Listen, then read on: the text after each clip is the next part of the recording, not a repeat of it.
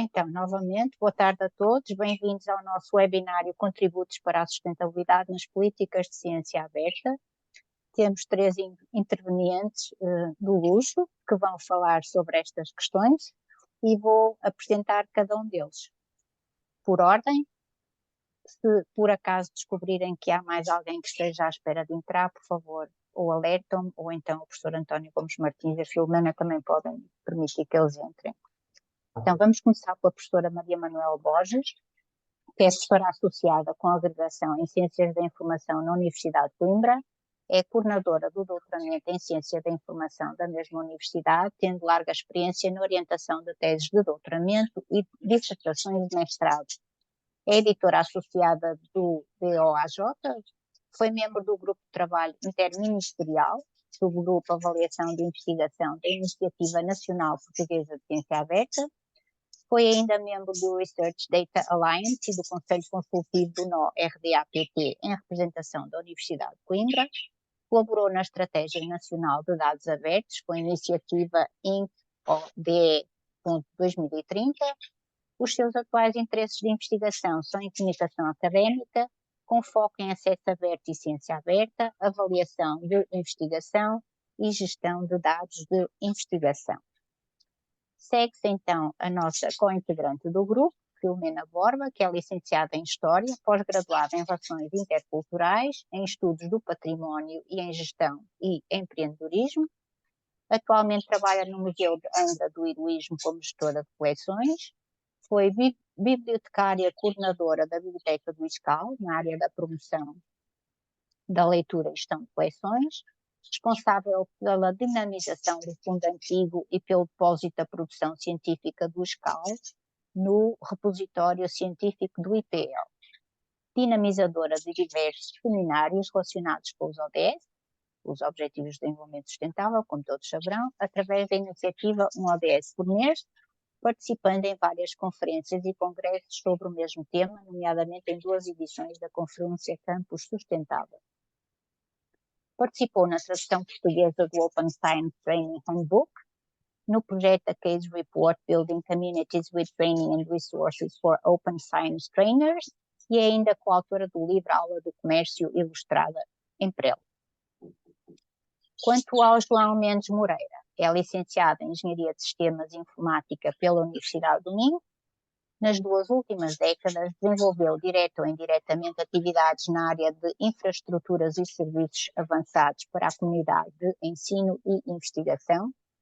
Presentemente é diretor da área do conhecimento científico da Unidade de Computação Científica Nacional, da FCCM, da Fundação para a Ciência e Tecnologia, FCT. Esta área tem como principal missão assegurar à comunidade de ensino e de investigação nacional o acesso a fontes de informação científica de prestígio e qualidade conhecidas, iniciativa da Biblioteca do Conhecimento Online, por exemplo, a BION, promover, apoiar e facilitar a prática da ciência aberta através de repositórios institucionais, revistas científicas e dados de investigação, e facilitar a gestão e o acesso à informação sobre ciência e tecnologia em Portugal, iniciativa PT-CRIS. É ou foi membro de comitês e grupos de trabalho nacionais e internacionais, nos quais se destacam o National Point of Reference on Scientific Information, da Comissão Europeia, e é representante da FCT na European Open Science Cloud Association. Reitero a todos o meu agradecimento por aceitarem participar neste webinário, onde todos pretenderemos apoiar a ciência aberta e aprender também mais sobre o assunto. E a começar então por convidar a professora Maria Manuel Borges a partilhar a sua apresentação, com 10 minutos para cada um, se concordarem. Obrigada. Vou então tentar aqui.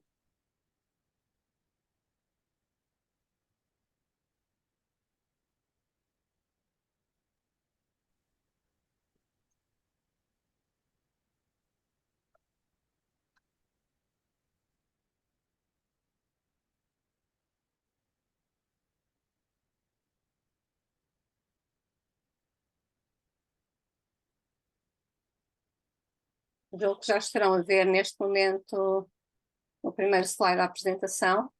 Sim, Bom, não está em e modo apresentação, está trocado o modo apresentação com o modo ecrã. está em modo de apresentação, certo? Está naquele modo em que quando coloca o segundo ecrã, a informação que apresenta é a informação que Ah, vê. ok, ok, ok. Então, dê-me aqui só um Basta minutinho. ir ali acima e fazer swap displays, acho eu, cá lá em cima. Uhum, sim. Eu tenho aqui um segundo ecrã Pronto, acho que já e está agora resolvido. modo de apresentação. Ok. Pronto, então antes de começar, eu queria agradecer vivamente o convite para participar neste webinário, que me foi interessado pelo professor António Martins e na pessoa dele agradeço naturalmente a toda a organização deste evento. De facto, aqui o maior desafio e a maior dificuldade é falar sobre ciência aberta em cerca de 10 minutos, portanto isso vai requerer aqui algum esforço de contenção da minha parte, mas procurarei fazer o meu melhor e peço à moderadora o favor de me parar, de me travar, se houver necessidade disso, está bem? Pronto. Eu julgo que nós estamos enfim, quando nós falamos do nosso tempo, falamos sempre de uma forma muito particular, entendemos o nosso tempo como um tempo único, porque o é efetivamente para nós, e porque tem desafios e dificuldades muito específicas. E eu creio que estamos num momento particularmente crítico, é um momento que implica encontrar soluções para desafios globais que temos hoje e que naturalmente também requerem, precisamente por isso mesmo, requerem uma resposta à escala global, não é? E, portanto, uma resposta que permita que os investigadores pensem este problema sem fronteiras, nem geografias, porque é um problema que nos afeta a todos, e dispomos hoje das ferramentas que nos permitem pensar isto e desenvolver soluções a uma escala não imaginada, cuja alavanca é naturalmente a internet. Se eu consigo passar aqui adiante. Muito bem. Bom, o ciclo da informação científica, e o slide tem por título exatamente este binómio investigação-publicação. O ciclo da informação científica, ele responde a um processo mais ou menos formalizado e normalizado, cuja finalidade é a comunicação dos resultados da investigação, e a premissa de que se parte naturalmente é de que sem esta disseminação dos resultados e sem naturalmente a pronúncia crítica da comunidade na qual estes resultados se vão inserir, sem essa crítica, sem essa certificação, digamos assim, a investigação não se pode aceitar como válida. E, portanto, é esta comunicação necessária da ciência que se faz, que é uma das características da ciência e que nos leva a dizer que, de facto, a comunicação, a frase pertence ao Francis Crick, um dos descobridores do ácido desoxirribonucleico, dizia ele numa entrevista à BBC, dizia que communication is the essence of science, e, portanto, de facto, é este ato de tornar público os resultados de investigação que é absolutamente fundamental e imprescindível, também porque, como diz aqui o Cameron Neylon, a ciência constrói-se sobre aquela que a precede, e, portanto, cada momento que nós conquistamos, em cada momento nós partimos para uma nova etapa do ciclo de investigação. Naturalmente que esta comunicação de resultados, ela tem uma grande pluralidade de outputs, e é sobre essa pluralidade de outputs que depois nós podemos conversar um bocadinho mais adiante, e que depende naturalmente das áreas científicas ou comunidades epistémicas, se preferirmos chamar-lhe assim, é que vem responder. Latour e Ulgar, numa obra muito conhecida, este é um clássico que foi publicado em 1979, A Vida do Laboratório. Eles falam de que, de facto, a construção do facto científico implica uma negociação entre os investigadores, entre os cientistas, que lhe garantem o crédito como recompensa. E este crédito que dá origem ao chamado ciclo da credibilidade, este crédito é fundamental porque ele vai originar a possibilidade de uma espécie de reinvestimento num novo ciclo de investigação. E, portanto, há aqui um ciclo contínuo entre a obtenção de crédito ou prestígio, se quisermos chamar, que depois serve para iniciar um novo ciclo de investigação. E, portanto, temos este ciclo contínuo, não é? Em que o ciclo aqui chamei-lhe o ciclo da recompensa, porque em tudo isto nós estamos sempre neste ganho contínuo de credibilidade ou de crédito, que é fundamental para que nós possamos prosseguir no processo. Quando nós falamos na ciência aberta, é fundamental percebermos que a ciência aberta é uma expressão lata, é uma expressão guarda-chuva, como é frequentemente chamada, que alberga dimensões muito distintas do acesso aberto, aos dados abertos, aos recursos educacionais abertos, à arbitragem científica aberta. Portanto, é um amplo guarda-chuva, mas é um amplo guarda-chuva que tem aqui algumas características que são importantes. A primeira é que, de facto, a ciência aberta, ela promove um trabalho que é colaborativo e, portanto, esta colaboração vem substituir a forma como nós temos trabalhado tradicionalmente a ciência, é uma forma competitiva, agora aqui é uma forma mais colaborativa, que não ocasiona uma ruptura científica, portanto não há uma mudança radical no processo, basta pensarmos que pelo menos desde as academias de ciências, para não irmos mais longe no tempo, que a ciência se discute publicamente, portanto, que a ciência é ciência pelo ato de ser pública, de se tornar pública e, portanto, de poder ser discutida, validada e ampliada. O que nós temos aqui é uma escala diferente, não é? Podemos fazer ciência, mas a uma escala, e discuti-la a uma escala completamente diferente, portanto, à escala global. E, portanto, isso significa também que é uma abordagem distinta, naturalmente, e tem como valores fundamentais, e estes são intensamente repetidos sempre que se fala em ciência aberta, que são a abertura do processo e a transparência. Portanto, a abertura e a transparência como essenciais ao fazer ciência.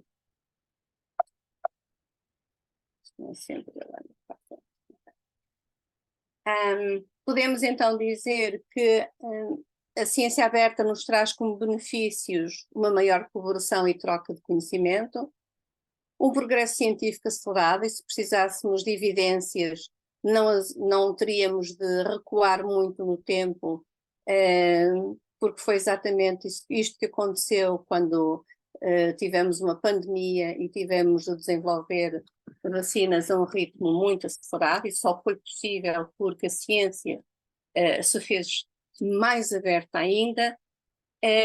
Esta abertura da ciência é uma abertura que não se dá apenas entre os pares, mas inclui uma outra vertente que é uma abertura à sociedade, um fazer ciência com a sociedade, não para, mas com, e portanto isso tem como efeito naturalmente uma maior confiança do público na ciência, porque é também um público mais interventivo e decisor. E, naturalmente, em tudo isto, aumenta a capacidade de reprodutibilidade e de transparência de que já tínhamos falado. Os princípios fundamentais da ciência aberta são então a colaboração e a partilha da pesquisa, acesso aberto a publicações, mas também aos dados que lhes dão origem, portanto, mais uma vez aqui sublinhada a questão da transparência, da confiabilidade, dos métodos e processos de pesquisa transparentes e de engajamento com o público e outras partes interessadas. Este engajamento com o público é um dos grandes reptos da Comissão Europeia. Nós conhecemos isto como ciência cidadã. Não é nada de novo, o termo talvez o seja, mas os níveis de participação e de engajamento com o público que se pretendem hoje são níveis muito amplos e, como eu dizia, são níveis, digamos assim, de investigação ombro a ombro e colaboração ou corresponsabilidade da investigação que é feita e naquilo que é importante ou não fazer. Nós temos aqui algumas dimensões da ciência aberta, que tínhamos falado há pouco, do acesso aberto aos dados abertos, aos cadernos de laboratório, aos recursos educacionais, enfim, à própria ciência cidadã que falei há pouco, à inovação aberta, à questão da certificação, também ela aberta. Portanto, aqui uma série de vertentes que são importantes, mas estas vertentes são importantes, mas não são, digamos assim, assimiladas ao mesmo ritmo por todas as áreas científicas. E, portanto, é aqui que também é muito importante nós pensarmos que as práticas da ciência aberta, elas refletem distintas culturas epistémicas, e isso faz com que nós possamos ter diferentes ritmos entre as distintas áreas. Podem ser ritmos mais frequentes, digamos assim, mais céleres, quando se adaptam àquilo que é a cultura da própria área. Por exemplo, não é por acaso, talvez, que o archive criado por Paul Ginsparg na área de física tenha sido precisamente na área de física, porque a física tinha já como cultura uma troca regular do que nós chamamos agora os pré-prints, não é? Portanto, dos resultados ainda sem arbitragem científica, e, portanto, é fácil aí injetar uma tecnologia que só acelera o processo, mas não altera uma prática já instituída. É naturalmente mais difícil quando a cultura de uma dada área não inclui esta troca e, portanto, ela não adota facilmente a tecnologia só porque a tecnologia existe, não é? A tecnologia tem de responder à prática da área em concreto, e, portanto, nós temos aqui, se quisermos, diferentes ritmos, diferentes vozes, e é preciso ter atenção de facto que temos esta diversidade, e é fundamental reconhecer esta diversidade para não ferir também o próprio modo como a ciência se produz em distintas áreas de conhecimento. Professora Maria Manuel, ia-lhe pedir que se apressasse. Ok, isso é o que eu dizia. De facto, 10 minutos é um bocadinho complicado. É pouquinho. Pronto. Portanto, aqui qual é o maior problema? O maior problema tem a ver com o seguinte: nós precisamos de incentivar, se queremos estimular práticas de ciência aberta, nós precisamos de incentivar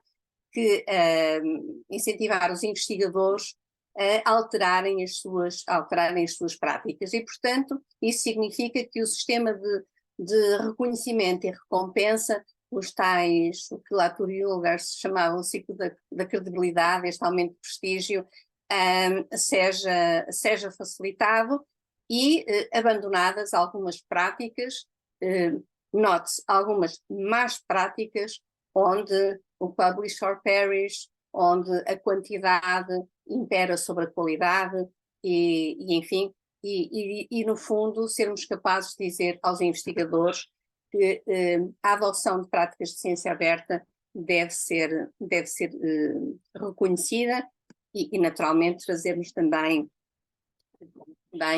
vantagens. Nós tivemos, com a Covid, tivemos alguns fenómenos que nós vimos, algumas grandes casas editoriais a trazerem nos recursos abertos, mas durante um curto espaço de tempo. Mas também estamos a ver emergirem coisas menos interessantes, como as revistas predatórias, que nascem com as revistas em acesso aberto e a cobrança de taxas de processamento dos artigos, o aumento substancial destas taxas de processamento, destas APCs, e esta passagem de um sistema de assinatura para um sistema onde o autor lê, para um sistema de autor paga, também não é isento de problemas e dificuldades. Maria Manuel, vou-lhe pedir mesmo que conclua, porque senão depois não há espaço para discussão. Pronto, então, enfim, este é o repto que deixo, é preciso mudar, e é preciso mudar sabendo que há aqui efeitos nefastos que nós temos de repensar. É preciso reconhecer que existem distintas áreas epistémicas com distintas formas de fazer ciência, é preciso promover a literacia, é preciso desenvolver novos incentivos, enfim, é preciso mudar e estamos na altura de o fazer. E termino só com, vou passar adiante, termino só com algumas questões que deixo. Podemos deixá-las e pensar depois em discuti-las depois. Bem, pode ser? Obrigada, e peço desculpa, mas é difícil. É um tema que exige algum tempo. Nós tentamos que estes webinars sejam relativamente curtos para não retirar tanto tempo no dia das pessoas. Professora Maria Manuel, não se importa então de parar de partilhar? E começaria a Filomena e depois então discutiríamos um pouquinho no final. Eu já posso partilhar, é isso? Acho que sim.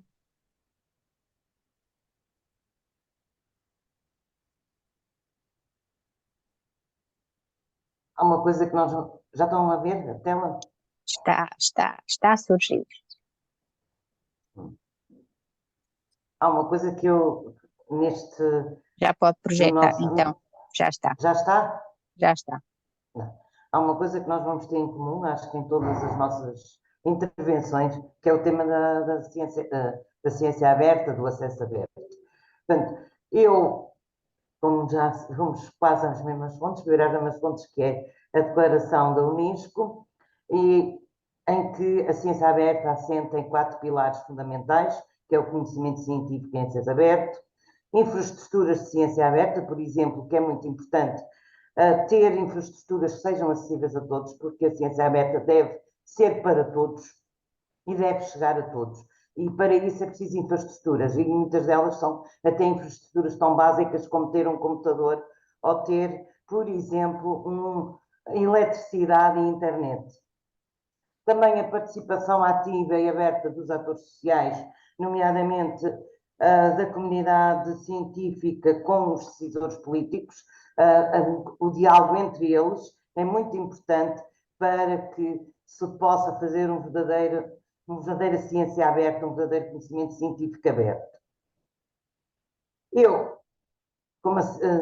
Nesse sentido, acho que eu estou a falar como bibliotecária, portanto, os bibliotecários são, por natureza, adeptos do acesso aberto e da ciência aberta. Para nós é importante divulgar o conhecimento, espalhar o conhecimento. É para isso que nós existimos e talvez por isso é que também houve alguma evolução em relação, por exemplo, às publicações. Neste caso, o acesso ao conhecimento científico deve ser tão aberto, e aquilo que estava a dizer, e falamos muito nos tais princípios FAIR, as open as possible, as close as necessary, ou seja, há alguns dados, metadados, ou realmente resultados de investigação que podem não ser acessíveis porque são demasiado sensíveis, mas os seus metadados, por exemplo, devem ser sempre disponibilizados de uma forma clara e bastante coerente para que as pessoas tenham a noção do que é que aquela investigação trata. Portanto, os benefícios da ciência aberta já foram também alguns aqui referidos, por exemplo, as publicações científicas, os dados de investigação, os recursos educativos, os softwares de livros e de código aberto. Nós usamos em quase todas as bibliotecas atualmente um software de gestão de documentação que é de código aberto, de fonte aberta, que é o COA, e também o hardware livre. O hardware livre, que é aquele que eu tenho um desenho do computador e disponibilizo esse desenho, essa maquete, para a comunidade fazer com ela o que quiser. Em termos de sustentabilidade, para mim, e acho que para quase todos nós, a ciência aberta é mais sustentável. Porque é que ela é mais sustentável? Porque reduz a procura de recursos, quando a investigação, através da reutilização dos dados, nomeadamente poupando tempo e fazendo com que não tenha que se explorar o que já o outro anteriormente explorou. É mais eficiente, porque através disso, e a doutora Maria Manuel já referiu, vimos muito bem no tempo da pandemia, o progresso da investigação e das descobertas de uma vacina foram extremamente rápidos, para aquilo que nós estamos habituados.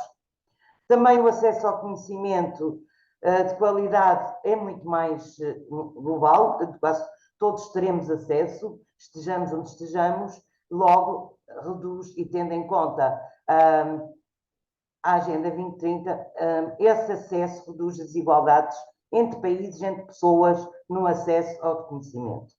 Claro que existem ainda algumas condicionantes, como as dificuldades de acesso, como foram referidas, a ausência de uma estratégia a nível global, mundial, como queiramos, se formos mais francófonos, se formos mais anglo-saxões, diremos de maneira diferente. As barreiras linguísticas, por exemplo, as regionais e disciplinares e a deficiente comunicação entre as partes, também numa perspectiva mais alargada. Para ultrapassar estas condicionantes, e isso eu fui nessa perspectiva de adotar os princípios e valores fundamentais comuns, assentes numa plataforma que deve ser implementada pela ONU, por exemplo, é o que alguns autores preconizam, assegurar as infraestruturas básicas para todos, principalmente ajudando os mais necessitados, definir orientações e regras claras quando se partilha dados, e também haver algumas políticas, se calhar vou entrar aqui um bocadinho na área do João Moreira, mas políticas de proteção de dados, por exemplo, garantir a transição do acesso aberto universal a toda a investigação financiada por fundos públicos. Nós estamos a pagar essa investigação e, portanto, essa investigação deve estar acessível a todos. Quando necessário, também dar, por exemplo, apoio às instituições ou o governo, como queiramos dizer, os decidam também apoiarem em questões relacionadas com patentes e propriedade intelectual. Investir seriamente numa política de acesso aberto em que envolva toda a gente, e tem isso toda a gente a nível internacional. Temos, por exemplo, um caso em Macau, em que formaram uma aliança para publicar e para chegar a muito mais pessoas. E essas pessoas são, além da China, Macau e Taiwan, aqueles envolventes, também a todo o mundo lusófono. Isso é uma aliança, é distribuir conhecimento a uma escala muito maior do que o nosso quintal. Para além disso, no universo mais restrito, há que ultrapassar alguns obstáculos. Alguma falta de formação, normalmente no caso das bibliotecas, continuo a dizer, estou a falar das bibliotecas. A biblioteca normalmente tem a sua ação muito virada para os estudantes, em que nós fazemos a apologia do acesso aberto, das bases de dados em acesso aberto, mas também temos que chegar aos verdadeiros fazedores da ciência, portanto, os investigadores e os docentes. E para isso temos que os alertar, e acho que eles ainda não têm muito conhecimento, ou pelo menos fazem que não sabem, de que há grandes benefícios em usarem a ciência aberta, em terem práticas de ciência aberta.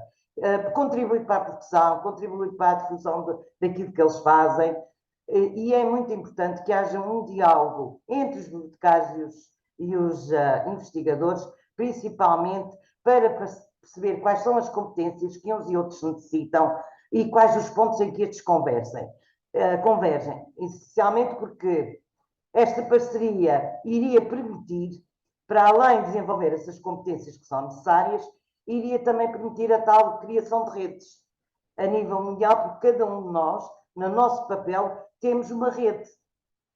Temos uma rede de bibliotecas a nível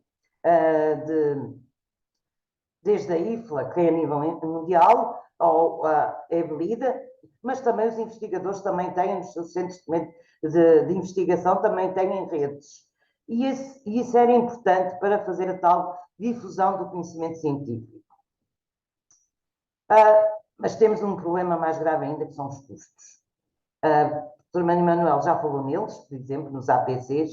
Até há muito pouco tempo, até meados do século passado, a década de 1950, as universidades é que pagavam a investigação científica, portanto a publicação, mas as revistas a nível comerciais, digamos assim, descobriram que havia um filão que poderia ser explorado com a produção científica, com a publicação da produção científica. E aí até mesmo as grandes editoras universitárias, como a Oxford University Press e a Cambridge, também adotaram essa via comercial. Mas temos um problema com esses módulos em como é feito essa divulgação, que é, nem todos os autores ou instituições têm disponibilidade para suportar os custos de um pagamento de um APCs. Nem todo o investigador tem 2.000 ou 3.000 euros para dar para publicar um artigo em acesso aberto. Portanto, isto vai beneficiar quem? Vai beneficiar as instituições que são financeiramente sustentáveis, que é uma palavra que se usa muito a nível de finanças, ou então financeiramente privilegiadas. Nos últimos anos, e que a professora Manuel já referiu, apareceu a pré-impressão, portanto os pré-prints, que poderão ser uma forma também de fazer chegar, mas também potencia uma coisa muito interessante, para além das revistas predatórias, mas também potencia um peer review, ou uma revisão por pares, muito mais aberta. Eu ou um de nós, enquanto investigador, podemos ir rever aquele texto. E será, possivelmente, muito mais transparente do que dar a uma revista que tem os seus revisores e que nos cobra muito dinheiro. Mas isso é a Filomena bibliotecária a pensar assim. Eu penso que um investigador devia ser pago para eles poderem publicar no nosso trabalho. Mas isso é a minha opinião pessoal. A solução para reduzir custos era aproveitar os repositórios institucionais para termos a tal segurança de que a investigação era de qualidade. Todas as nossas universidades têm um repositório, há um RECAP. A nível internacional também há repositórios a nível da União Europeia, por exemplo, o Open Research Europe, que também algumas plataformas privadas, o Wellcome Trust ou a Bill e Melinda Gates Foundation, que permitem que se publique em acesso aberto e não se paga nada. Além disso, nos repositórios ia-se poupar imenso dinheiro e que podia ser realmente direcionado para se fazer mais investigação e para publicar. Ao contrário daquilo que a doutora Manuel, eu penso que os nossos investigadores ainda não tiraram o partido do potencial, daquilo que é a internet e do que se pode fazer com o acesso, o potencial que nos dá a World Wide Web. Porque ela existe há quase 50 anos, acho eu, se não me engano, mas ainda não se tirou partido desse potencial que é postar na disposição de toda a gente. Ai, acabei de falar. Ai, mãe. A Albertina falou, está com o microfone aberto. Filomena, temos que agilizar um pouquinho. Desculpem, em relação aos receios da comunidade científica, eu sei que alguns investigadores têm algum receio de que possa ser usado, e pus aqui este gráfico, que foi publicado em 2022, é interessante porque ele diz quais são os receios, a falta de tempo, o mau uso da investigação, a falta de tempo para... Há 2 ou 3 questões que podem ser, por exemplo, que eu acho que é partilha de direitos, que tipo de acordos é que se podem fazer. Portanto, neste caso, as bibliotecas têm um papel bastante importante, que é elas próprias podem informar, dar orientações, dizer quais são, por exemplo, os repositórios que são confiáveis, quais são que tipo de formatos de dados e que tipo de dados é que podem ser disponibilizados e como devem ser disponibilizados. As bibliotecas, e aqui vamos fazer, o que é que as bibliotecas podem fazer? Acima de tudo, apoiar a investigação, promover hábitos de ciência aberta em ambientes seguros. Eu pus aqui, por exemplo, no caso da educação, isto é muito importante, vai chegar a todos, e também na parte da inovação. Os acessos à internet é uma das coisas que deve ser potenciada de forma que haja mais investigação, em que haja mais investigação e, portanto, mais conhecimento, e esse conhecimento chega a mais pessoas. E, no fundo, também termos um planeta mais sustentável, porque estamos a falar disso, de sustentabilidade. E acho que há uma coisa que eu gostava de dizer, é com as bibliotecas, por exemplo, que devemos contar, porque elas podem ser também uma ponte entre a comunidade científica e a comunidade que a rodeia, fazendo essa ponte porque falam uma mesma linguagem, porque a biblioteca é o lugar mais inclusivo de uma sociedade, onde todos têm lugar. E com isto eu calmo. Muito obrigada. Obrigada, Filomena. Qualquer coisinha. Se não se calasse, ia eu pressionar. Muito obrigada. João, está disposto agora a começar a sua apresentação? Sim. Olá, boa tarde a todos. Muito obrigado pelo convite que me dirigiram para participar neste webinar. Depois destas excelentes comunicações, o meu trabalho ficou facilitado, mas ainda bem porque também tenho alguns slides. E vou falar um bocadinho mais uma perspectiva prática de como é que se pode, no fundo, praticar a ciência aberta e quais são os instrumentos que estão a dispor da comunidade. Só para vos dizer que a unidade onde eu trabalho, que é a unidade FCCN, tem, como foi referido na minha introdução, o objetivo de disponibilizar infraestruturas e serviços avançados. Talvez muitos não saibam, mas praticamente todos os dias usam ferramentas que são disponibilizadas por nós, seja a própria rede, seja ferramentas de colaboração, como o Zoom, seja a área da supercomputação, também terão visto algumas notícias sobre essa área, a segurança e o conhecimento, que é onde os serviços de ciência aberta estão incluídos. Falar de ciência aberta depois das introduções que foram feitas é desnecessário. Eu só queria também, e tomando uma perspectiva mais prática, dar um exemplo que eu costumo dar.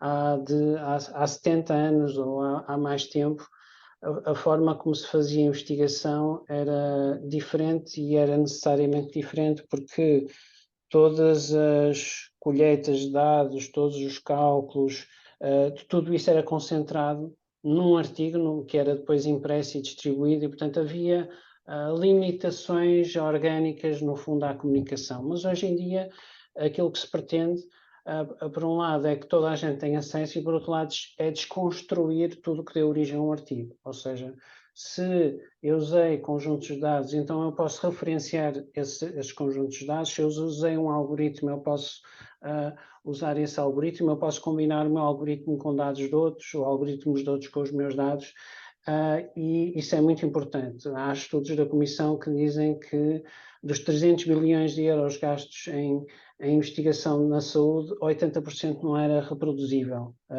E, portanto, isso é um drama muito grande, para além, obviamente, da componente de reutilização, que é extremamente importante e efetiva. Portanto, estes quadradinhos que estão aqui representam de alguma forma as áreas de trabalho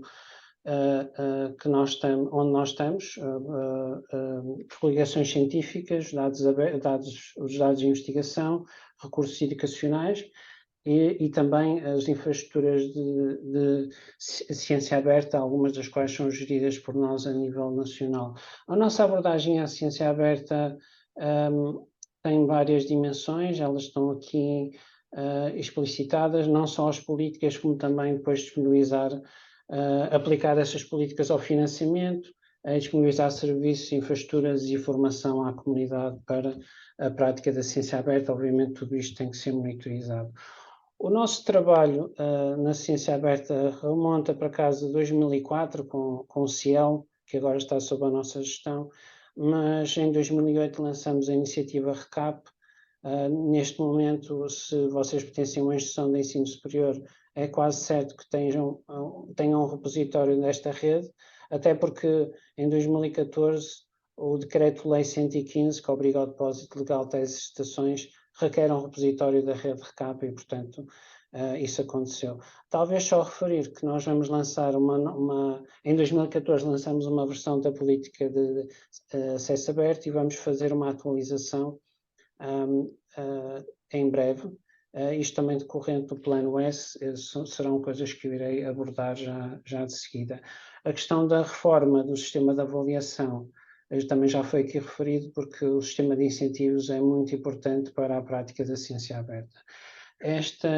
Estes eventos de mudança chegam um pouco por todo o lado, desde logo a própria FCT a aderir ao Plano S, que é um plano subscrito por financiadores de todo o mundo, em que se comprometem a fazer com que os resultados do seu financiamento ficam em acesso aberto.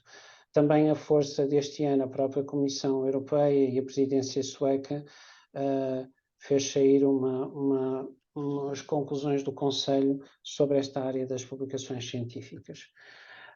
Em termos das atividades que nós desenvolvemos, elas estão aqui focadas em hardcore nas publicações e nos dados. Também temos a parte dos recursos educacionais abertos, não é uma atividade gerida por mim, mas tem um slide para vos mostrar. E depois temos aqui alguns projetos subsidiários quer o diretório, quer os sistemas de gestão de ciência. O PTGui, se calhar, não conhecem muito bem, mas é aqui que o Ciência Vita, é no âmbito deste projeto que o Ciência Vita é gerido. Portanto, em termos de publicações, só para vos dizer que na próxima terça-feira nós vamos fazer um webinar e vamos explicar a nova política. Ela esteve em consulta pública e no fundo ela foca-se nos artigos, nos livros e nas teses e em promover o acesso livre e a reutilização destas componentes. Eu não tenho tempo para vos falar disso e como disse, vai haver um webinar na próxima terça-feira às 14 horas para falar deste e de outros tópicos.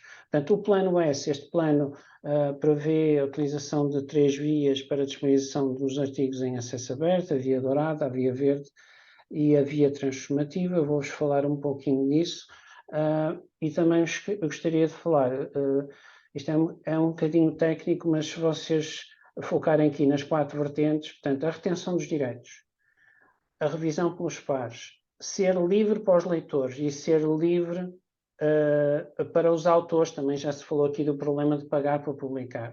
E, portanto, aqui podem ver que aquela que é mais virtuosa, por assim dizer, é o Diamond, porque é livre para ler e para publicar, mas que nós, a FCCN, temos presença noutras iniciativas, designadamente a Beyond, não só apenas permite ler, como permite também publicar sem custos, e depois temos a rede RECAP, que opera a dimensão verde do acesso aberto. Então, começamos pela via verde, em que eu penso que este projeto também é vosso conhecido, não terei tempo de entrar em grandes detalhes, mas o projeto RECAP é uma rede de repositórios das instituições, onde elas colocam a sua produção científica com o objetivo de armazenar, preservar e promover o acesso a essa informação científica. Nós temos aqui um conjunto de serviços que vocês seguramente usarão e tem aqui alguns indicadores.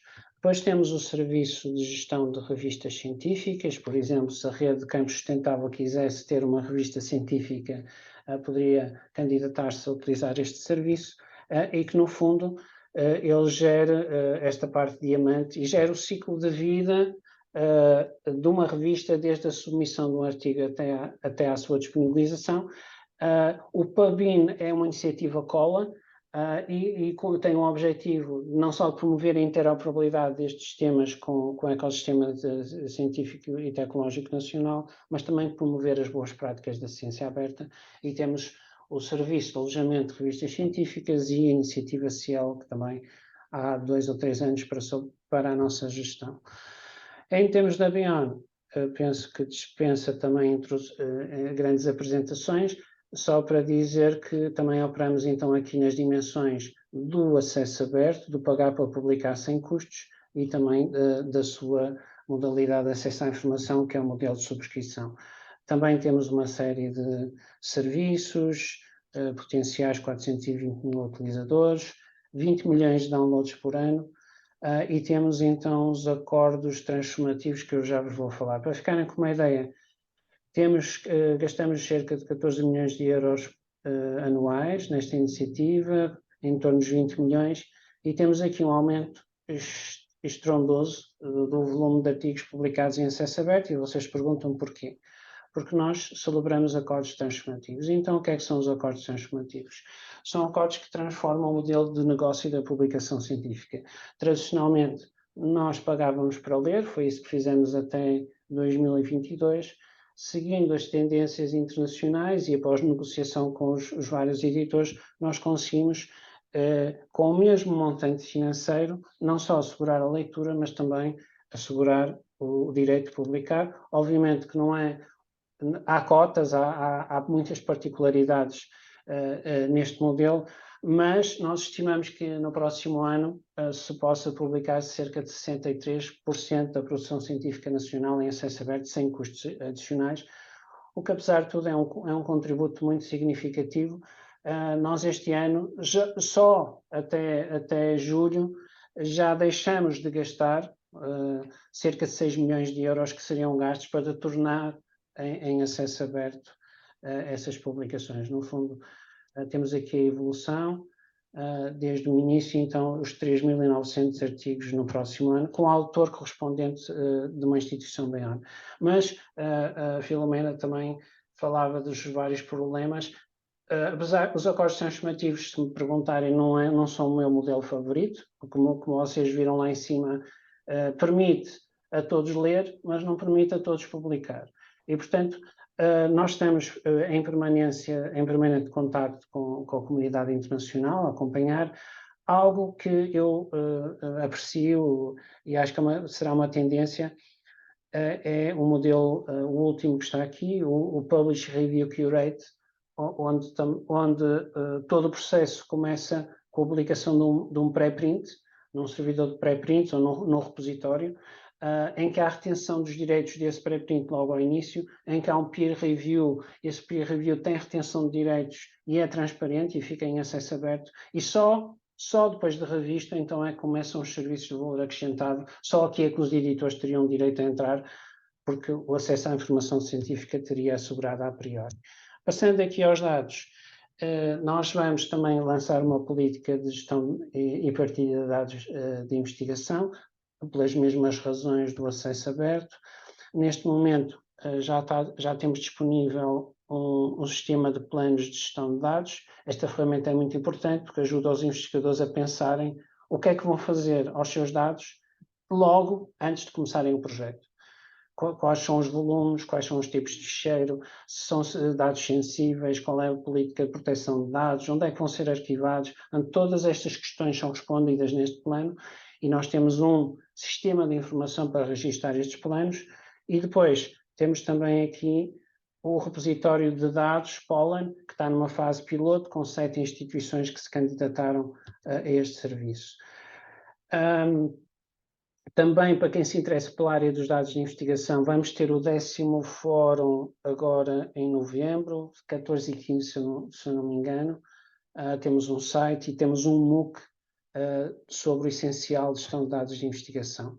Uma novidade em primeira mão, que vai ser divulgada no GDI, tem a ver com a obtenção de um financiamento ao PRR, o financiamento de 8,6 milhões de euros, e que tem vertentes na área dos dados e um pouco na área da gestão de ciência, mas o objetivo é infraestruturas de armazenamento, serviços de gestão de dados, e disponibilizar estes serviços à comunidade.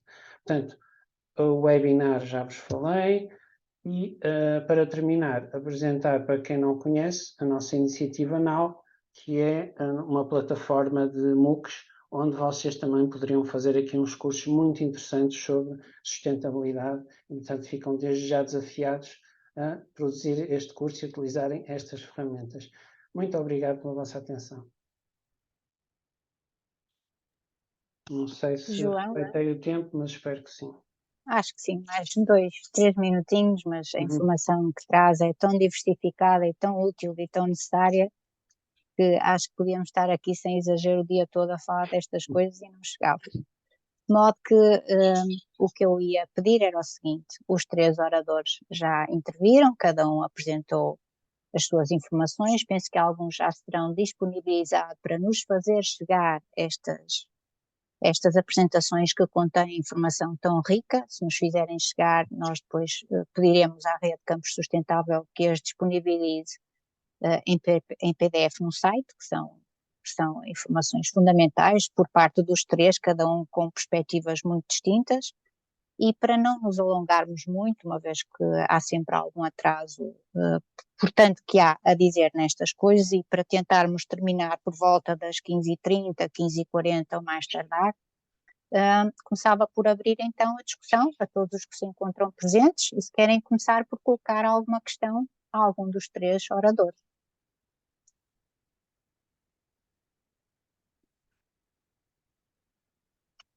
Se ninguém tem questões, eu posso começar por abrir as hostilidades, digamos assim. Então, começando pela professora Maria Manuela Borges, a quem muito agradeço a presença e a intervenção, falou na ciência cidadã, que eu não sei se é familiar a todos os que se encontram aqui a assistir a este webinário. Algumas das outras questões que foi falando, como o custo das APCs, não sei se quer falar também um bocadinho do Publish or Perish e da aplicação, que não sei se todos conhecem. É uma aplicação que permite, por exemplo, encontrar informação sobre quem publicou o quê e quem citou quem de forma mais democrática, digamos assim, que não se encontra, que recolhe informação que não está facilmente disponível em todo lado, para além do Publish or Perish como conceito. Pedir-lhe, se fosse possível, que faça um bocadinho da ciência cidadã no âmbito destas questões da sustentabilidade no contexto das políticas da ciência aberta, porque é um conceito que eu não sei se será familiar a todos, a chamada Citizen Science. Obrigada pela questão. A Citizen Science, ou Ciência Cidadã, como conceito, este conceito é relativamente recente, mas a prática de ciência cidadã é antiga, não é? E está muito ligada, por exemplo, à contagem inicialmente, à contagem de pássaros, por exemplo, a encontrar espécies, ou também muito ligada à área da astronomia. Portanto, no fundo é envolver o cidadão no processo de construção da ciência. É interessante também que aqui há uns anos, eu não sei se eu tive a oportunidade de participar, não sei se algum dos colegas presentes também participou, houve uma iniciativa sobre a gripe e, portanto, pretendia-se perceber os surtos gripais em Portugal e quando ocorriam. E, portanto, periodicamente nós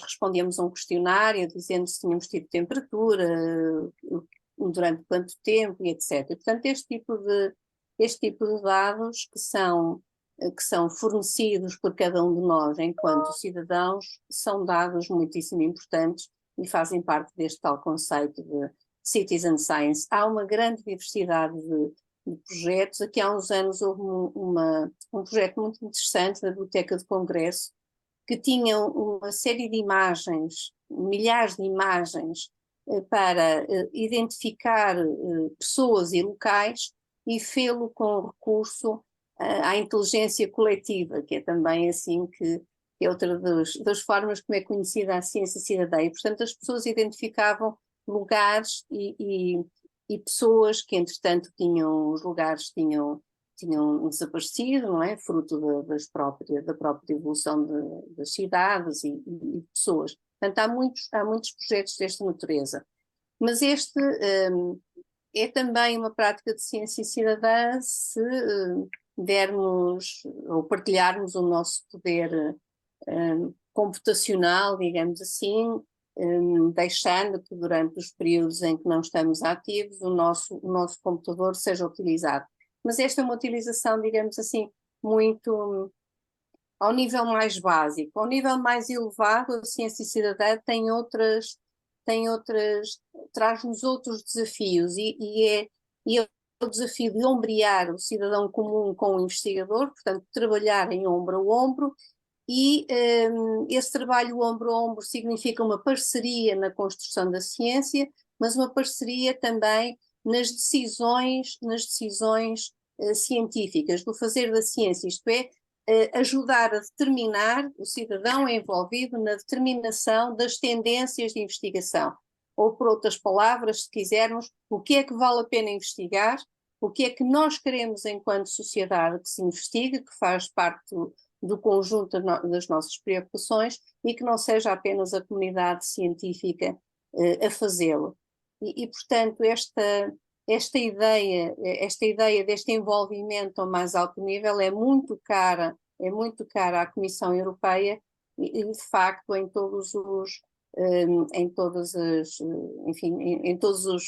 as infografias que nós vemos está sempre presente esta componente de citizen science, também pode ser conhecida como crowdsourcing, como inteligência coletiva, como muitas outras coisas, mas que traz este repto de uma articulação entre a ciência e a sociedade, que é fundamental, precisamente para que o público confie na ciência, porque participa fortemente desse processo. Muito obrigada, professora Maria Manuela. Eu penso que a FCT também está de alguma maneira envolvida nesta questão da ciência cidadã, porque há algum tempo eu andei a procurar informação e encontrei um site que penso que é também apoiado de alguma maneira pela FCT, onde as pessoas e as universidades, os investigadores e os próprios cidadãos são convidados a propor projetos que pudessem beneficiar desta articulação entre a ciência e a sociedade no seu sentido mais lato. Muito obrigada.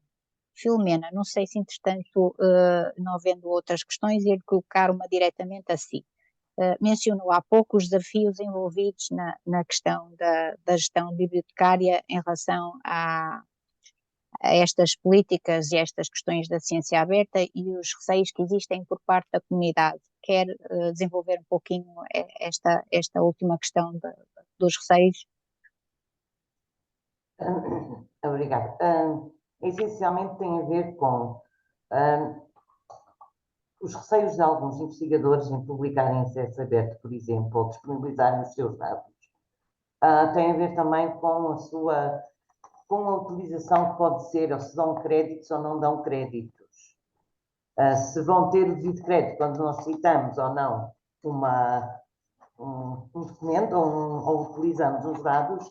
E uma das coisas que nós temos a ver, e nota-se muito, por exemplo, em algumas áreas, não em todas. No fundo, permita-me que interrompa, se essa divulgação resultará de alguma maneira em algum aumento de métricas, não é? No aumento de métricas, sim, pode ser, porque neste momento está-se a pôr em causa a própria publicação, por exemplo, em ciência aberta. As publicações serão ou não são adulteradas ou se são alvo de alguma fraude. E a maneira como se utilizam os dados ou não também pode ser prejudicial à própria investigação. Este documento, esta partida de códigos de dados, principalmente de dados de investigação, aqueles dados que se depositem em acesso aberto, se serão mal utilizados e em questões de... eu vou utilizar uma palavra... Poderão vir a ser manipulados para criar, portanto, podem ser roubados ciência. E utilizados com um propósito e não me darem o devido crédito aos meus dados que eu depositei para que as pessoas pudessem avançar na investigação. Tem mais a ver com dar os créditos, o devido crédito, e também nós temos sempre aquele receio, nota-se muito, por exemplo, em algumas áreas, principalmente nas humanidades, e se formos para a área do direito, quase não encontramos, por exemplo, quase nada em acesso aberto. Porque são um bocadinho... Há uma palavra que nós dizemos aqui nos Açores, são ciosos daquilo que é seu. E São pouco permeáveis à divulgação. são pouco permeáveis à ciência aberta. Para dizer isto de uma forma mais... Sim, mas eu nunca usava. Mas, de qualquer maneira, o que existe também, muitas vezes, o facto de eles não estarem organizados também pode dar algum... Por isso é que é necessário, e aqui o João Moreira também falou nisso, um plano de gestão de dados, como existe o tal Argos, que pode permitir gerir os dados, portanto, fazer um plano de gestão de dados, também ajuda que esses dados possam ser disponibilizados de uma forma correta e que evita o facto de eu saber de eu ter o meu plano, eu estou a identificar e estou a dar a dizer que sou a autora daqueles dados. E se alguém os utilizar, eu indevidamente, eles são dados, estão abertos, estão disponíveis, mas serem utilizados indevidamente, eu tenho, digamos, a prova de que eles são meus. E que não é assim, e que não podem ser manipulados como as pessoas. Obviamente, no caso, por exemplo, já do software ou do hardware, eu posso construir, no computador, posso fazer um robô daquele desenho, eu posso fazer o que quiser. É um hardware aberto. Mas isso é eu que disponibilizo para a pessoa fazer o que quiser. No caso dos dados de investigação, temos que ter mais cuidado, principalmente quando se tratam de dados sensíveis, em que temos que ter alguns cuidados, por exemplo, no caso da parte, e isso é uma discussão também muito, muito acesa, que é os dados sensíveis, o que é que são dados sensíveis, até que ponto é que eu posso ser, que podem descobrir que se eu sou aquela pessoa, ou podem me identificar numa investigação. Também... Eu coloquei-lhe esta questão muito direta, tendo em conta que a Filomena poderá eventualmente ser abordada diretamente por docentes ou investigadores com algumas dúvidas concretas. Não sei se é o caso. Sim, eles normalmente, mas se não me dão os decretos, eu vou dar a minha investigação. Normalmente têm alguns receios em relação a partilhar ou a pôr em acesso aberto a sua investigação. Porque pode ser, no repositório, posso ter a dissertação foi depositada e está em acesso aberto. Muitas vezes vêm ter comigo e dizem para eu pôr em acesso fechado. Porquê? Porque eu quero fazer o meu doutoramento e vou precisar desses dados e alguém pode aproveitar-se deles antes de mim. Pois são questões complexas. São questões muito complexas. Isto tem uma escala menor, uma escala micro de uma instituição, mas a nível mais alargado pode ser um bocadinho mais grave. Mas, de qualquer maneira, o que eu quero dizer é que a partilha tem a ver com a maneira como nós disponibilizamos esses dados. É muito importante que as pessoas tenham que ter algum cuidado, nomeadamente o plano de gestão de dados é muito importante. A maneira como se escreve também os metadados, até a grande dimensão, por exemplo, o grande volume de dados, uma das coisas que seria interessante, ou que se pode fazer, é construir uma espécie de guião para a pessoa utilizar aqueles dados. Se eu tenho um grande volume de dados e que pode ser muito confuso, eu próprio faço uma espécie de um fecheiro README, em que eu indico qual será a forma como devem abordar os dados ou o estudo dos dados.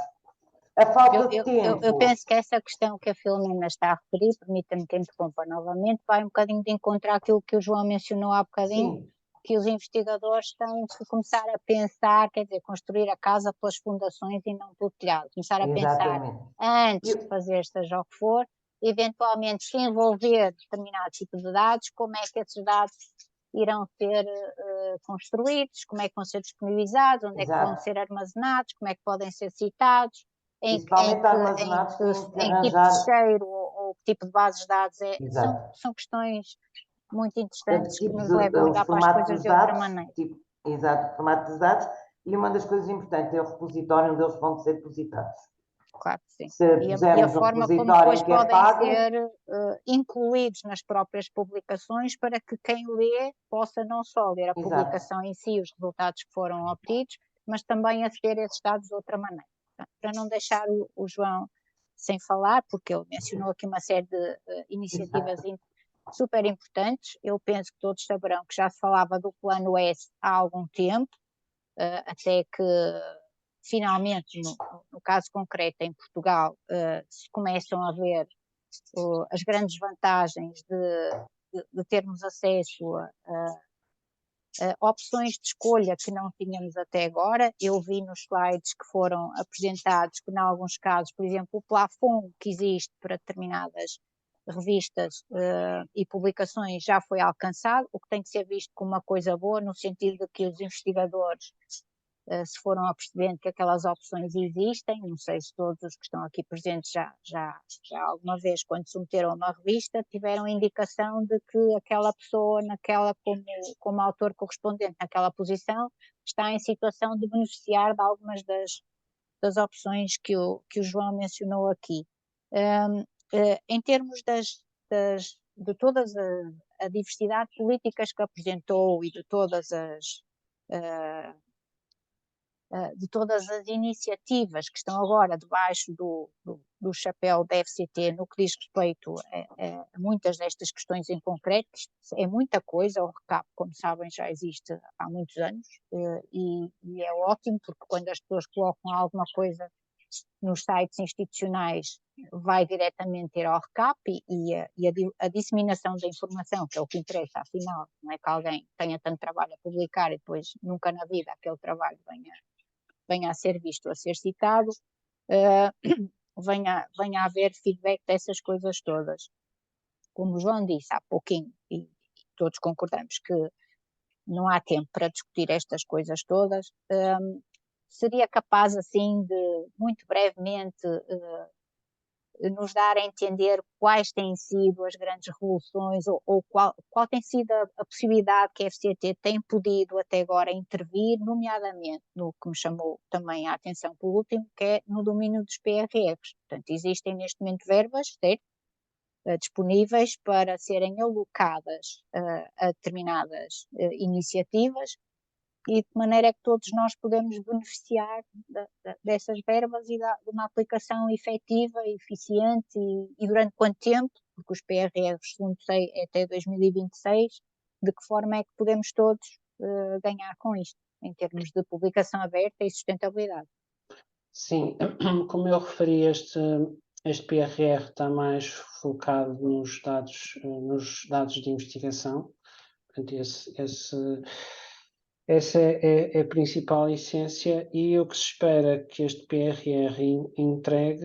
Tem outra vertente que tem a ver com gestão de ciência e cuja ligação aos dados é muito evidente, que é os dados sem serem FAIR, Findable, Interoperable, Reusable, não têm interesse, portanto, se eles não são encontráveis, não conseguimos trabalhar esses dados, e, portanto, são estas duas dimensões. Aquilo que nós vamos fazer é oferecer serviços à comunidade com este investimento, alavancando, no fundo, o dinheiro de semente que tínhamos vindo a usar nos últimos anos e alargando o leque de serviços, aumentando o âmbito de utilização de certos serviços e disponibilizando também à comunidade este portfólio, não só de serviços eletrónicos, mas também de serviços soft, seja de qualificação, seja de apoio à curadoria de dados, no fundo, para que quem tem um projeto que gera dados consiga tratar e disponibilizar os dados de acordo com as melhores práticas de ciência aberta. Nós apanhamos este PRR a meio, infelizmente não conseguimos entrar logo ao início, portanto já levamos algum período de atraso, e isto foi comunicado só há pouco tempo. Na verdade, ainda não assinamos o acordo, portanto eu acho que tinha uma nota no slide a dizer que estava pendente da assinatura, mas, portanto, os PRRs funcionam e os vários SEMAs, como quem gera, numa dimensão de inovação e o financiamento é para CAPEX, ou seja, dinheiro de investimento e não de operação. Portanto, fim do PRR, aquilo que eu espero é que se mantenha alguma capacidade de sustentar a infraestrutura que vai ser agora montada no decurso do PRR. Portanto, é isso. Portanto, isto é um bocadinho também no sentido de dar resposta àquela questão que referiu inicialmente, que, por exemplo, na área da saúde, existem imensos estudos que são levados a cabo, mas onde depois não há possibilidade de um investigador que queira tirar partido da investigação que já foi feita, tentar aceder de alguma maneira aos dados para reproduzir, eventualmente, alguns estudos em particular, para ter a certeza de que naquelas condições aquilo corre daquela forma. Sim, a área da saúde é talvez das áreas mais críticas para a partilha de dados. A mensagem que eu talvez pudesse transmitir é que, reconhecendo os benefícios da ciência aberta, e que são de facto muitos, mesmo havendo barreiras, se houver vontade, existem formas de serem ultrapassadas. Eu vou dar aqui um exemplo muito concreto daquilo que, por exemplo, se chama o data visiting, ok? O que é o data visiting? É uma infraestrutura distribuída de sistemas que podem estar, cada um deles em cada hospital, junto dos dados daquela unidade hospitalar, ou unidade de saúde, e que, por exemplo, há um comitê de ética e de validação científica que valida quais são as perguntas que um determinado investigador quer fazer àqueles dados. Estas pessoas tiveram malária, têm esta proteína, ou têm... E, portanto, depois de feita essa validação, o sistema vai visitar os dados e devolve o resultado.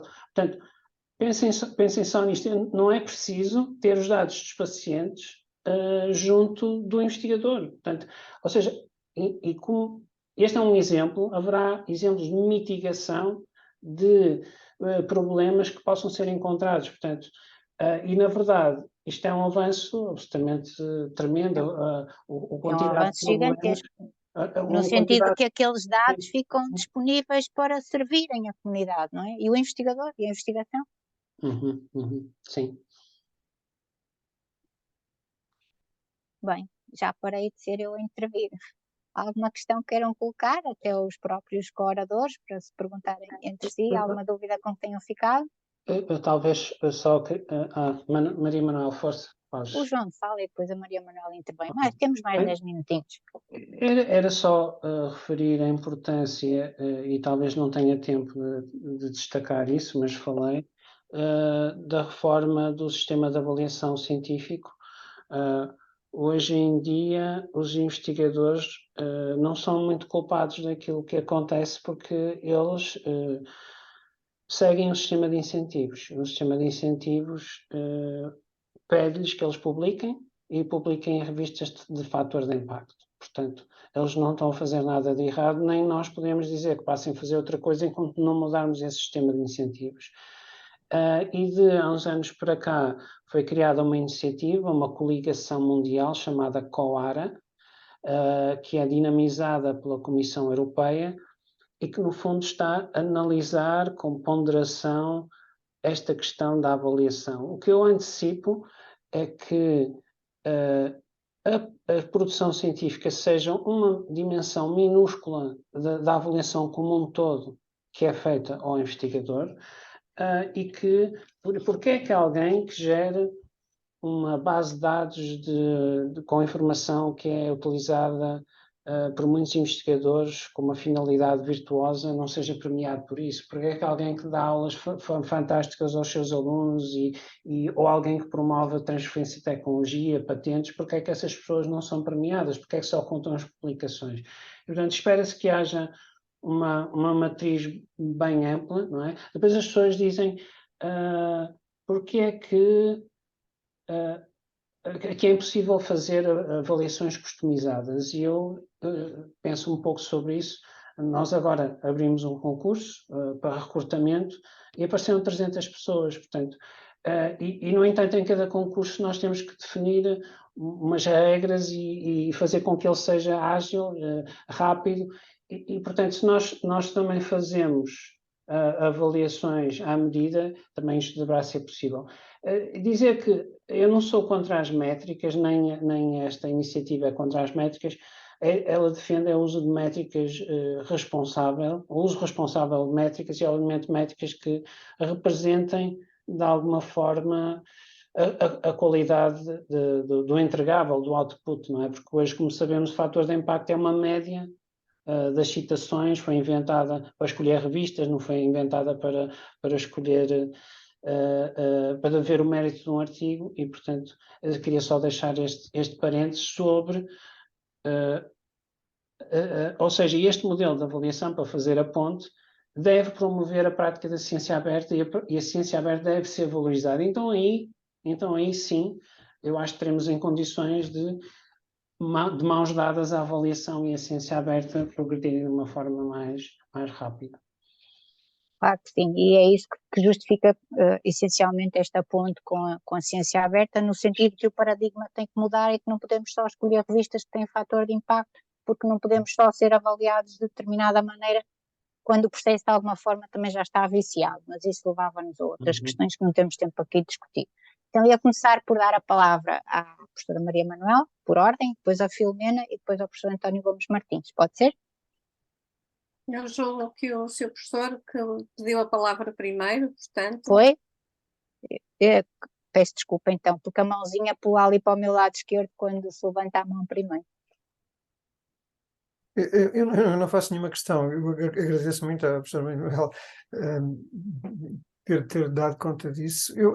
A minha intervenção é muito específica e que apenas, além de estar muito mais informado e muito mais, eu diria, com o pensamento muito mais sistematizado depois das contribuições que os nossos oradores convidados fizeram neste webinário, que eu acho que foi uma excelente ideia do grupo de trabalho da governança, porque se revelou, digamos, muito interessante e muito útil. Eu gostava, a minha intervenção é só para chamar a atenção para que há uma ligação de facto muito forte, à semelhança do que a Filomena fez, já com muito mais abundância de perspectivas do que aquilo que eu quero aqui fazer, mas gostava de realçar. A Filomena chamou a atenção para uma série de contribuições que as bibliotecas podem dar em todos e cada um dos objetivos de desenvolvimento sustentável, não é? E eu queria só referir em termos muito amplos em que medida é que a ciência aberta tem uma ligação muito forte com dois, em particular, objetivos do desenvolvimento sustentável. Em primeiro lugar, o objetivo 9, que é a indústria, inovação e infraestrutura, embora a inovação possa parecer uma coisa apenas vagamente relacionada com a investigação científica, mas depois há os subobjetivos dos ODS, como todos sabemos, e o subobjetivo 9.5 é fortalecer a investigação científica. Portanto, digamos que como a ciência aberta é intrinsecamente no sentido de fortalecer a investigação científica por causa dos cruzamentos e digamos assim, da alimentação cruzada que a divulgação aberta do conhecimento permite ao progresso do próprio conhecimento, o objetivo 9 é óbvio. E depois é o objetivo das parcerias, o 17, não é? Que tem nos dois subobjetivos o 6, que é melhorar a cooperação norte-sul, sul-sul e triangular, e o acesso à ciência, tecnologia e inovação e aumentar a partilha do conhecimento. Portanto, estamos todos, de uma maneira muito óbvia, a trabalhar para o objetivo 17 nesta perspectiva. E depois ainda no subobjetivo 16 deste objetivo das parcerias, que é reforçar a parceria global para o desenvolvimento sustentável. E digamos que a ciência aberta, se calhar, é das componentes mais óbvias na perspectiva digamos assim, eu diria assim, da paz, da prosperidade e do progresso mundial, não é? Que é reforçar a parceria global para o desenvolvimento através do conhecimento científico aberto. Parece-me muito óbvio. Eu não queria deixar de dizer isto porque é assim aquela convicção funda que eu tenho acerca do papel que a ciência aberta pode ter digamos assim, no progresso, como digo, na prosperidade e na paz, que me parece que, e com essa ligação indireta ao ODS 16, que é em favor da paz, não é?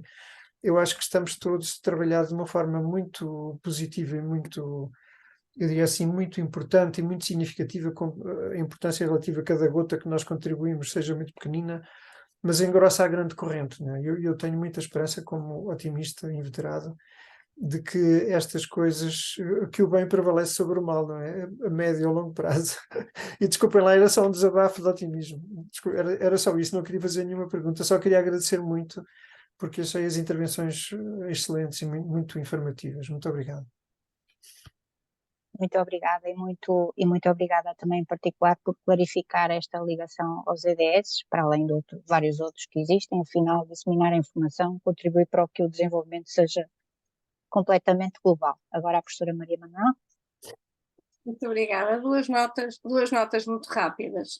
A primeira é para dizer que eu fiz numa base de dados, na Dimensions, uma pesquisa sobre a produção científica nesta área e contrariamente àquilo que nós poderíamos encontrar sobre a Covid, o volume de publicações e, sobretudo, o número de datasets disponíveis, que são 65, acho que são uma demonstração inequívoca do muitíssimo trabalho que há para fazer nesta área. Portanto, não é só em áreas como direito, como foi dito, que são nociosas, mas em questões destas que afetam a nossa sobrevivência, é assim um bocadinho, enfim, eu não quero dizer chocante, mas fiquei de facto surpreendida por estarem apenas 65 datasets disponíveis. É um número baixíssimo, não é? É um número muito, muito baixo face não é? Às à ameaças investigação associada e a tudo o resto, tudo o que que em significa. causa a nossa sobrevivência. Parece-me assim um bocadinho, tal como estava na Covid, parece-me assim um bocadinho ínfimo, digamos assim. A outra nota que eu gostava de deixar é que eu acredito que há ainda também muito trabalho a fazer no que concerne à literacia em ciência, em ciência aberta, perdão, e esse trabalho tem de ser feito não apenas a docentes e investigadores, mas sobretudo em estudantes de ciclos avançados, sobretudo doutoramento. Portanto, eu acho que tem de haver um compromisso forte dos diretores dos programas doutorais para sensibilizarem os estudantes para as questões da ciência aberta, das práticas da ciência aberta, e eu devo dizer que no que me diz respeito, que sou diretora de um programa doutoral, desde há 2 anos desta parte, os estudantes são obrigados a entregar, juntamente com o seu projeto de tese, que vai para provas de qualificação, um plano de gestão de dados. Portanto, isto é uma forma não apenas de os familiarizar com as práticas de publicação, as boas e as más práticas, mas também sensibilizá-los para a importância dos dados de investigação antes, como dizia o João Moreira, e bem, antes da investigação ocorrer e pensando bem todas as questões éticas que se podem colocar e que têm de ser resolvidas antecipadamente. Portanto, há também aqui um trabalho a fazer no ensino destas questões, destas matérias. Muito obrigada. Muito obrigada, professora Maria Manuel. Concordo em absoluto, até porque também estou envolvida nesses mesmos meandros e às vezes existe um desconhecimento muito grande sobre como fazer, o que fazer, por que fazer, etc.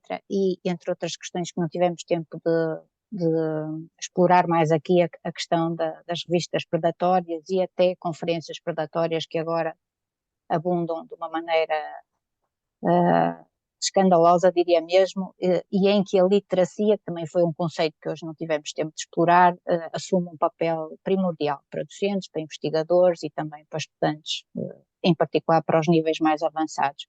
Filomena, uma última intervenção, pedir que não estesse 5 minutos, porque estamos mesmo a terminar. Não, da próxima bom, vez não não temos pessoas que queiram intervir nos nossos webinars. Não vou, é só porque... Estou a brincar. Não, eu estava a dizer, eu concordo perfeitamente com quanto foi dito em relação, por exemplo, à avaliação dos profissionais da ciência, ou dos investigadores, dos docentes, daqueles que estão a transmitir o conhecimento. Porque e estávamos a falar em revistas predatórias, isso foi uma das coisas que não dá para dizer tudo, assim como não podia abordar os ODS, estavam realmente no fim dos meus slides, tive muita pena, mas era aquela parte que eu ia falar. Realmente um dos mais importantes será realmente o 9, que tem a ver com as infraestruturas, que é aquele que promove, mas também todos os outros, porque eles, como sabemos, estão interligados.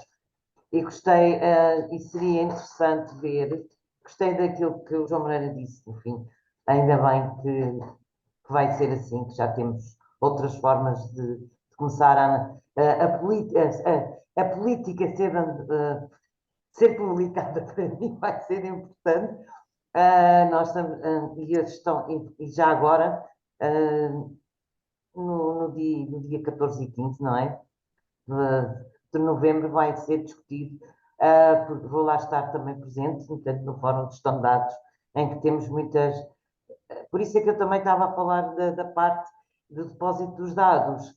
Uma das coisas que é importante, e importante é tal, no lugar das revistas predatórias, também é um repositório confiável, e isso temos também de procurar. Essa era mesmo importante se fosse dito. E agradecer também o convite que me foi feito e às pessoas que tiveram paciência de me ouvir e que aguentaram até agora. Obrigada. Temos sempre paciência para ouvir. Muito obrigada a todos. Penso que foi um webinário muitíssimo interessante, que exigiria parte 2, parte 3, parte 4, parte 5 e por aí adiante, porque temos muitos tópicos associados a isto. Íamos terminar aqui, mas o professor António Gomes Martins fez o favor de me pedir que informasse que o webinário da FCCN no dia 24 de outubro também já está divulgado nas 3 redes sociais da Rede Campus Sustentável.